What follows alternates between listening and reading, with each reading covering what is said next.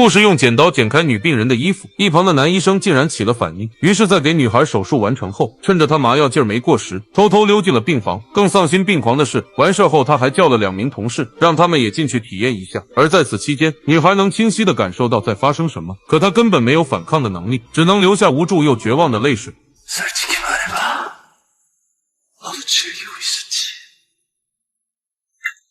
从这之后，3个禽兽医生变得更加大胆，经常趁着职务之便满足自己的变态行为。这件事搞得医院人尽皆知，可他们非但没有受到惩罚，反而一个个还都相继升了职。然而坏事做尽，总会遭到报应。10年后的一天夜里，已经成为主任的麻醉师像往常一样找了个小姐，谁知进来的却是个性感女郎。看着她缓缓靠近，麻醉师瞬间来了兴趣，可刚伸出咸猪手，就突然被女人打开。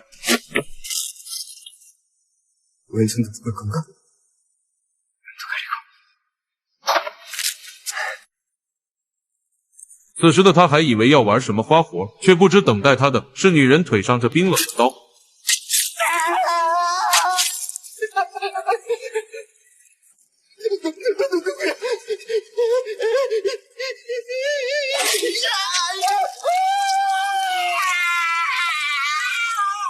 麻醉师的尸体很快被发现，可尸检结果连法医都震惊了，因为他也是第一次见到这样的杀人手法。死者一共挨了4刀，而这4刀都精准割断了动脉，但伤口面积却控制得很小，也就是说，凶手是要让死者的血液一点点流光，把死亡过程拖得又长又痛苦。那么到底是多大的仇恨，才能做出这么狠辣的事呢？还没等刑警老崔调查清楚，又有人报警发现了一具男尸，这次死的是医院里的副教授，并且死法和麻醉师相同。法医推断，凶手一定是个了解人体结构的用刀高手，那他会不会也是医生呢？毕竟2个死者都在同一家医院工作，很可能共同得罪了另一个医生，所以这才惨遭毒手。于是老崔便找到医院里的朋友，结果却得知2人根本没有仇家，反而有一个非常要好的朋友，不过他早就已经离职，成了一家美容机构的院长。随后老崔又找护工了解情况，没想到护工一听3人的名字，立刻就想起了10年前的花边新闻，也就是3人共同干的那件禽兽事。而听完事件原委之后，老崔立刻断定这是女孩来寻仇了。为了验证自己的推断，他还在第2天找到美容院的院长，并主动向他提起了10年前的事。院长听后明显愣了一下，但随即又调整好姿态，表示自己根本不知道那回事。老崔见状也不再惯着他，直接把另外2人被杀的消息说了出来。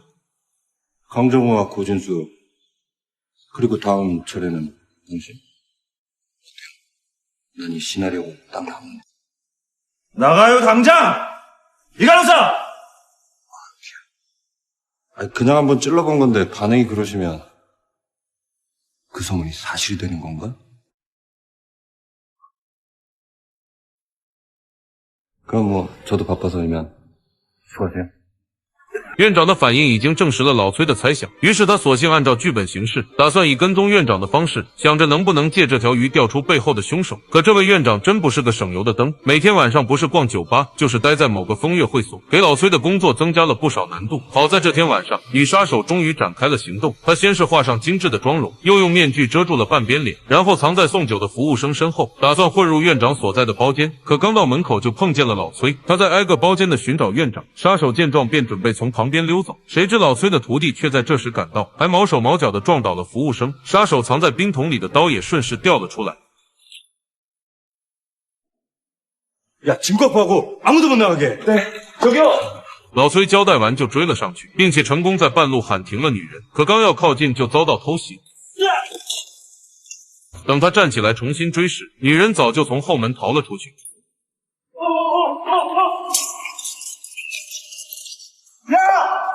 야! 回到警局后的老崔反复观看着监控录像，虽然女人戴着面具，但还是能看出来她很漂亮。再加上留在现场的那把刀，老崔猜测她就是当年被害的女孩。而这时，徒弟也调查了医院的就医记录，发现10年前的那天，只有一个叫雪炫的女孩用过麻醉药，但她在7年前就改名为秀珍，并且凭借自己的美貌，一步步成为了顶流女星。而当老崔将其喊来警局问话时，连局长都忍不住在门口偷瞄，只为一睹秀珍的芳容。审讯室里，老崔直接开门见山，问秀珍 认不认识死去的2名医生？ 글쎄요. 그분들은 절 알겠지만 전 모르는 분들인데요. 见他装傻，老崔又提起了院长。这次秀珍没有否认，毕竟院长现在也小有名气，他前不久还跟院长一起上过节目。随后老崔便问起了10年前的那起案件，然而秀珍的回答却模棱两可，既没承认也没否认。 설년이 그때 그 앤 아무것도 보지 못했어요. 아무것도 보지 못했으니 아무것도 모르겠죠. 秀珍的话让老崔找不到一点破绽，最后只能选择放人。案件到现在没有任何进展，老崔只好将注意力集中在那把刀上。根据刀具店老板介绍，这种虎爪刀起源于印度尼西亚，一般都用于剔除骨头上的碎肉，是屠夫们经常使用的刀具。而提到屠夫，老崔突然想到了一个人，就是他家楼下猪肉店的老板娘。这家肉铺才新开不久，老崔曾亲眼看到过老板娘杀猪，刀法可以说是相当娴熟，甚至还可以给墙上的蟑螂做绝育手术。 不过，相比于老板娘的刀工，老崔当时关注更多的则是她的长相，因为她实在是太美了。单身30年的老崔只看了一眼，回家后就辗转反侧，难以入眠。闭上眼就是老板娘曼妙的身姿，最后更是数了5000多只羊，才终于熬到天亮。而如今再回想起那天的场景，老崔又不得不把她和女杀手连在一起，因为老板娘当时杀猪用的刀刚好是虎爪刀。更关键的是，老板娘的背影跟那天夜店里的女杀手也非常像。老崔不相信这些都是巧合，于是趁着下班之际。 再次来到了这家肉铺，可就在要进门时，突然撞见个白发苍苍的老人，而他身上散发出来的香水味，老崔总觉得很熟悉，但又想不起来到底在哪儿闻过，索性他也就没放在心上，毕竟现在还有更重要的事情。然而，当他踏进肉铺的瞬间，只是看了眼里面的布局，就想到了老板娘那曼妙的身姿，甚至开始脑补和她在一起的场景。 고기 드려요? 老板娘的突然出现，顿时把他吓了个不知所措，把来这里的正事儿也给忘了，最后只好尴尬的买个猪头回家。第二天，老崔再次路过肉铺，虽然对老板娘有所怀疑，但昨天的事却让他耿耿于怀，所以这次并不打算进去。可没想到刚回头，就又被吓了一跳。우리 집 털러 왔어요? 뭐요? 너무 지나치게 당황하시는 것 같아서. 내가 형사입니다, 형사. 인천 동부경찰서 강력팀 팀장. 虽然老崔一直强调自己是刑警，但老板娘已经把他当成了变态，甚至还打电话叫来了警察。这件事搞得老崔很无语，更不好意思再找老板娘问话。为了尽快破案，他只好重新找到院长。只不过他知道院长是个人渣，所以在说话时处处夹杂着调侃和讽刺，而这也导致院长恼羞成怒，表示自己根本就不需要警方保护。然而等老崔真离开之后，他自己又陷入了恐惧之中，生怕杀手会突然对他动手。而在这高度的紧张下，也渐渐导致他精神错乱，甚至手术时还出现了幻觉，把病人看成了10年前的女孩。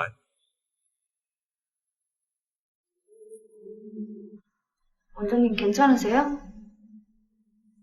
回头看去，女病人又恢复了自己的样貌，但院长的思绪却被拉回了10年前。他又想起了那晚刺激的感觉，于是趁着护士给他倒水的间隙，不受控制的把手伸向了女病人。好在护士回来的及时，这才强行阻止了他的行为，但却没浇灭他身上的欲火。院长又把魔爪伸向了护士，以此来强迫他保守秘密。此时嚣张的院长还不知道，他的报应已经在来的路上了。这天晚上下班回到家，车库的灯突然开始忽明忽暗，谨慎的院长立马察觉到了不对劲。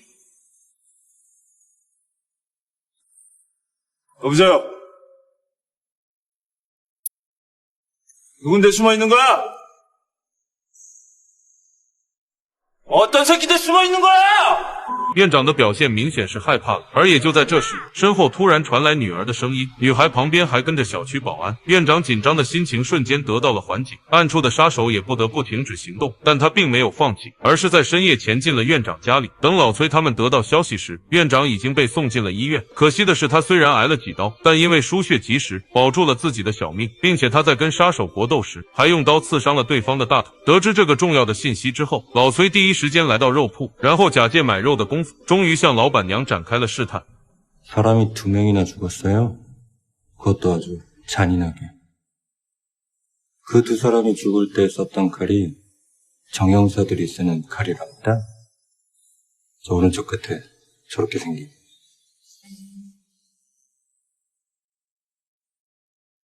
68,000원이요.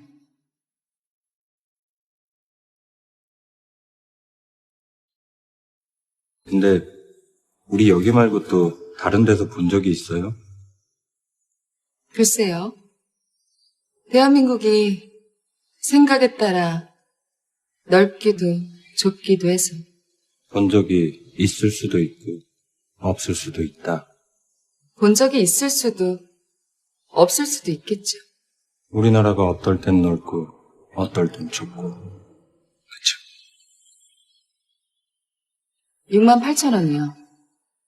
见老板娘已经没了耐心，老崔只好乖乖掏钱。可就在他准备离开时，突然看到了老板娘一瘸一拐的腿，这让原本以为问不出什么的老崔又重新燃起了新的希望。为了看见老板娘的大腿，老崔只能耍赖皮，先是以各种理由不离开，然后抓住机会，突然把老板娘推到了桌子上，然后一把撩开裙子，果然发现了受伤的大腿。眼看着即将暴露，老板娘竟然用起了美人计，不断的用言语挑逗老崔。看着他精致的脸庞，不争气的老崔也确实没能抵住诱惑。而就在二人缠绵之际，病床上的院长可就遭了殃，杀手3两下解决掉守卫，然后把院长弄上轮椅，推进了救护车。等老崔接到消息赶到时，院长早就不知被带去了哪里。后来通过医院的监控录像，发现院长是被一个女人带走的，而他的样子和之前的杀手一模一样。但案发时，老板娘正和自己在一起，所以这自然就排除了他的嫌疑。老崔整个人都松了口气，刚下班就找到老板娘，迫不及待地冲进了她怀里。与此同时，院长迷迷糊糊地醒来，发现自己被绑在了一家屠宰场。就在他声嘶力竭地求饶时，一个老太太佝偻着身子走了进来，院长极力地向她求救，可老太太却冰冷得有点可怕。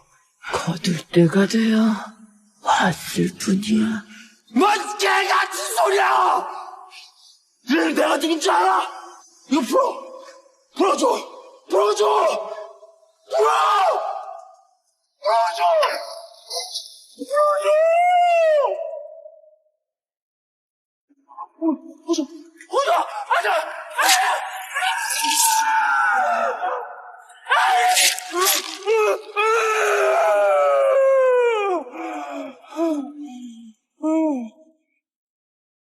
见院长已经奄奄一息，老太太凑到他耳边说了句话。 솔직히 말해봐. 너도 지금 즐기고 있지? 这句话又让院长想起了10年前，身体也跟着起了反应。老太太用拐杖捅了2下，然后便脱下了他的裤子。起初院长还不知道要干什么，直到一只大狼狗跑进来，他才终于恍然大悟。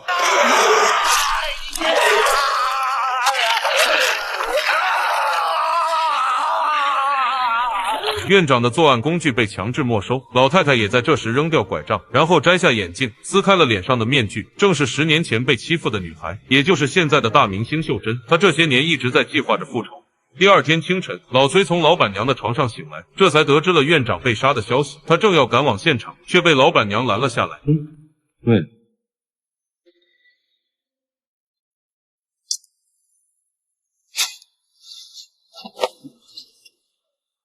왜 또? 알았어. 한 번 더. 응? 老板娘显然有什么话要说，但直到老崔走远，她最终也没能说得出口。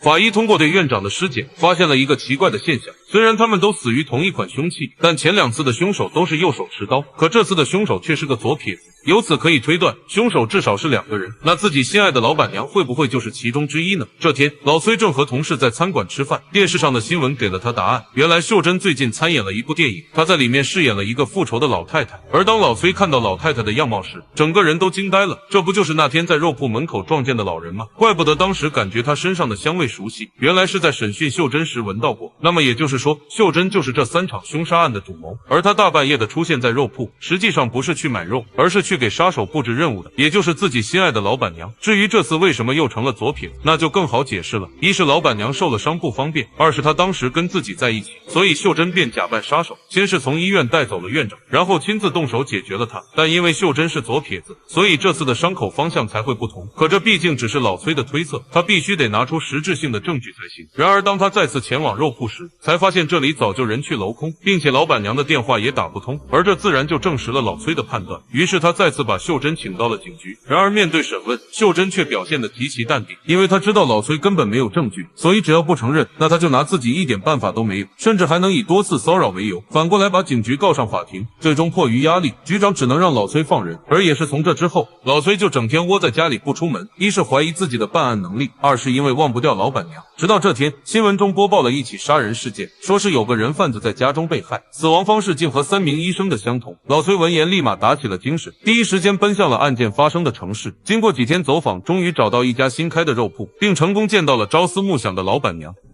그래도 양심은 있었나 보네. 조용히 사라질 줄도 알고. 왜 아무 말도 없지? 내가 찾아와서 당황스러워? 당신한테 할 말 없어. 돌아가. 왜 할 말이 없어? 난 물어볼 게 있는데.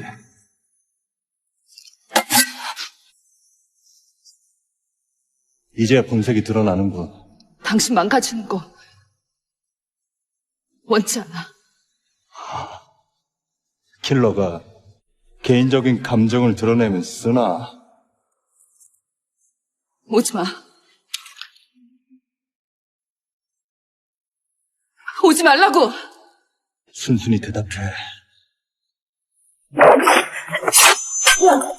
二人很快扭打在一起，虽然老板娘的身手不错，但最后还是被老崔按在了地上。可看着眼前心爱的女人，老崔终究还是没能下得去手。而他回去的第一件事，就是向局长递交了辞职信。既然不能将凶手绳之以法，那自己也就不配再拥有做警察的资格。从警局离开之后，老崔又马不停蹄地回到肉铺，重新向老板娘介绍了自己。 나 형사에 그만뒀어.